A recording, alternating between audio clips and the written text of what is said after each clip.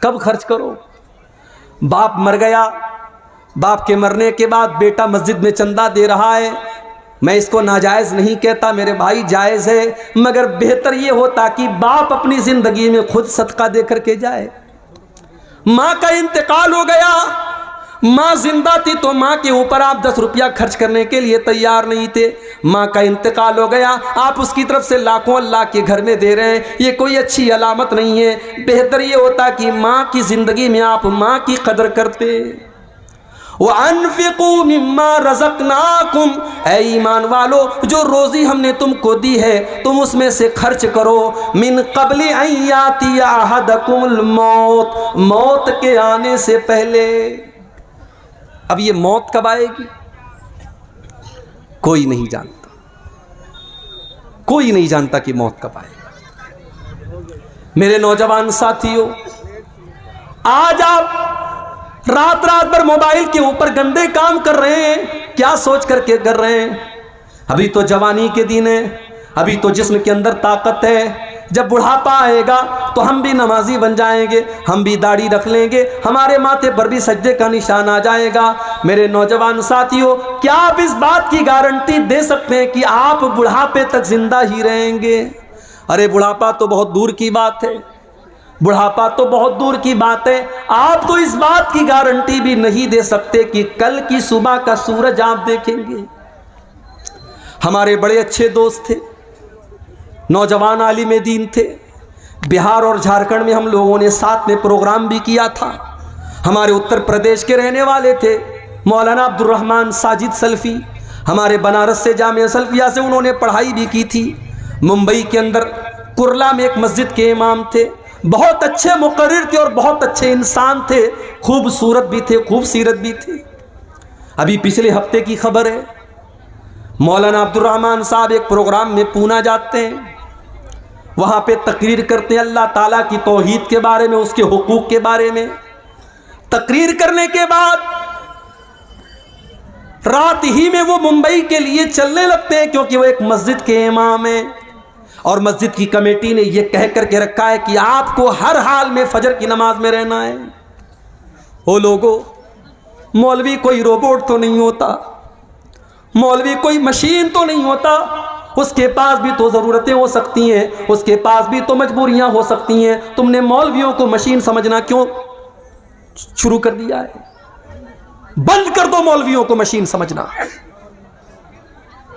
مدرسوں میں پڑھانے والے مولویوں کو آپ نے 5,000 روپے کی تنخواہ پر رکھا، ارے 5,000 کی تو لوگ چائے اور پان کھا جاتے ہیں، پی جاتے ہیں۔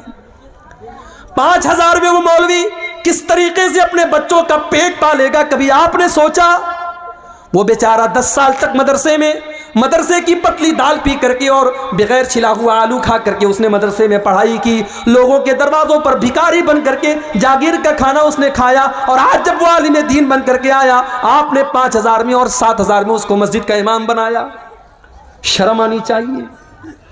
مسجد کے امام سے زیادہ تو محلے میں جھاڑو لگانے والے کی اور صفائی کرنے والے کی تنخواہ ہے۔ شرم آنی چاہیے۔ اور اس کے بعد اتنی پابندی ہے کہ صاحب پورا محلہ مسجد میں نظر نہ آئے۔ اگر امام بیچارہ کسی دن فجر میں نہیں آیا، مولوی صاحب آپ فجر میں نظر نہیں آئے، پورا ایک نمازی جب تک پوچھ نہ لے اور تحقیقات نہ کر لے تب تک مولوی کو نہیں چھوڑے گا۔ اس کے پاس بھی تو ضرورتیں ہو سکتی ہیں میرے بھائی۔ اور ایک بہت بڑا فتنہ یہ بھی ہے، آپ نے امام صاحب کے لیے کمرہ بنوایا، بڑا احسان کیا، بڑے احسان کے ساتھ لوگ کہتے ہیں ہمارے یہاں امام صاحب کے لیے کمرے کا بھی انتظام ہے۔ کیسا کمرہ ہے؟ چھوٹی سی کوٹری ہے، بیچارہ امام سر ایک دیوار میں اس کا ٹکرا رہا ہے تو پیر دوسری دیوار میں ٹکرا رہا ہے۔ اتنا بڑا کمرہ ہوتا ہے امام صاحب کا کہ وہ مرغی کا دربہ بھی اس سے بڑا ہوتا ہے۔ وہ بیچارہ فیملی لے کے نہیں رہ سکتا، اس کی بیوی بیچاری زندگی بھر شادی شدہ ہونے کے بعد بھی اپنے شوہر سے دور رہے۔ او لوگو، تم نے ان مولویوں کی زندگی کو ایسا کیوں بنا دیا؟ مدرسوں میں پڑھانے والے ٹیچروں کے لیے آپ نے فیملی کوارٹر کا انتظام کیوں نہ کیا؟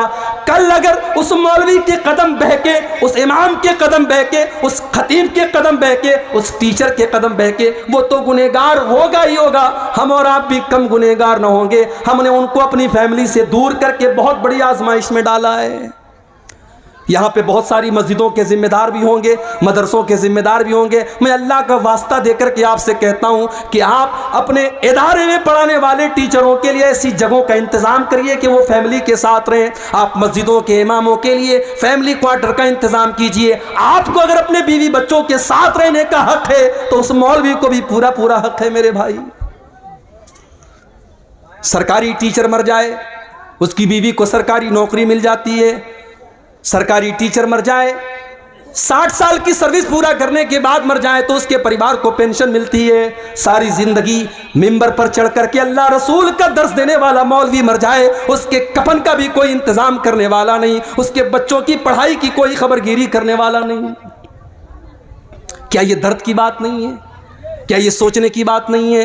میرے بھائی، دنیا کی ہر قوم اپنے گرو کی، اپنے ٹیچر کی، اپنے استاذ کی کا سمان کرتی ہے. ہماری قوم تو سب سے زیادہ مولویوں کے اندر کیڑا نکالتی ہے. ٹھیک ہے، وہ انسان ہیں، ان کے اندر اچھے بھی لوگ ہیں، برے لوگ بھی ہیں، ان کے اندر کمیاں ہیں، کوتاہیاں ہیں، مگر یہ سوچو کہ آج کے اس دور میں وہی ہیں جو آپ کو اللہ کے بارے میں بتا رہے ہیں، رسول کے بارے میں بتا رہے ہیں، جنت کے بارے میں بتا رہے ہیں، جہنم کے بارے میں بتا رہے ہیں. اللہ کی قسم، اگر یہ علماء دنیا سے چلے گئے، آپ کو کوئی کلمہ پڑھانے والا، آپ کو کوئی قرآن بتانے والا، آپ کو کوئی اللہ کے بارے میں بتانے والا نہ ملے گا. مولوی بیچارے مر جاتے ہیں، ان کے بعد ان کے بچوں، ان کے پریوار کا کیا ہوتا ہے کوئی پوچھنے والا نہیں. عبد الرحمن سلفی صاحب، فجر کی نماز پڑھانا ہے، بہت جلدی ہے.